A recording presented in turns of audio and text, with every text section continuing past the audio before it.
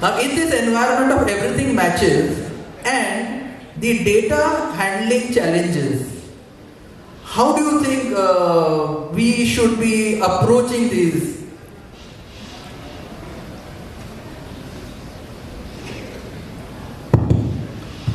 I think, sir, there's a word which every year, a word is declared as a word of the year. For the GST, the word of the year is mismatch. So anywhere we go and everywhere we are, all the taxpayers or tax authorities are talking about 2A, 3B mismatch, 3B and this mismatch and all that. I think mismatch is something which we have learned. Earlier we used to talk about mismatch only in the marriage proposals. Now we are talking mismatch only in the GST proposal. Not that. But what I really believe is that what Sir has said, capacity building and leading to mismatches, I believe that audit is much more than that.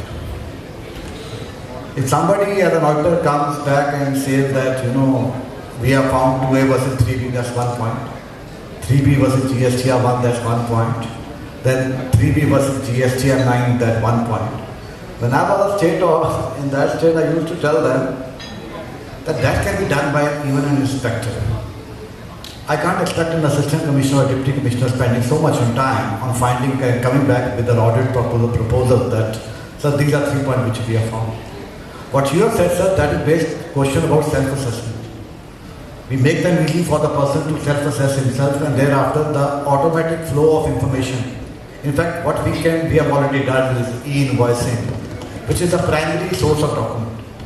So if the primary source of document is correct, all the other derived documents should be correct if the information flows automatically from that. So what you have said, so smart filing is fine. But what I really feel is that as an auditor, if what Sir has said, capacity building, conducting an audit, so we were told one single statement when we joined as a chartered accountant, and that was, which I still remember, that auditor is a watchdog, not a bloodhound. I sincerely believe, sir, that when our staff goes for audit, we should have the empathy for the audit. Because we have to understand that he is also conducting a business operation. And we have to appreciate one fact that our single order, a demand of rupees 200 crore based on the tax gap between the, let's say, information, can transform the life of not only that person but also the person who are working with that person. Thank you. Thank you. Taking a cue from your submissions about empathy